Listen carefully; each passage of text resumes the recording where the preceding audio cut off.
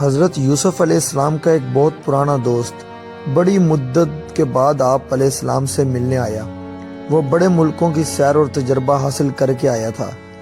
حضرت یوسف علیہ السلام کے سامنے اس نے بحر و بر کے تمام عجیب و غریب قصے سنا ڈالے۔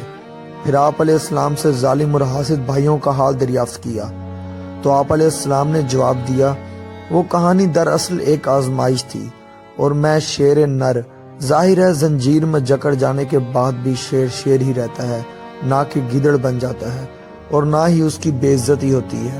اگر شیر کی گردن میں زنجیریں پڑی ہوں تب بھی وہ بادشاہ ہی رہتا ہے۔ آپ علیہ السلام کی زبان سے یہ کلمات سن کر دوست نے آفرین کہا اور پھر سوال کیا کہ تم پر کنعان کے کنویں اور مصر کے قید خانے میں کیا گزری؟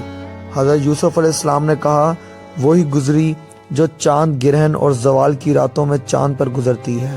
جب باتیں ہو چکی تو آپ علیہ السلام نے اپنے دوست سے پوچھا کہ تم میرے لیے کیا سوغات لائے ہو؟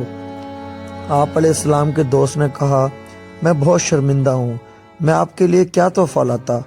آپ علیہ السلام دین و دنیا کے بادشاہ ہیں، ایک حقیر قطرہ دریا کو اور ایک ذرہ صحرا کو کیا تحفہ پیش کر سکتا ہے؟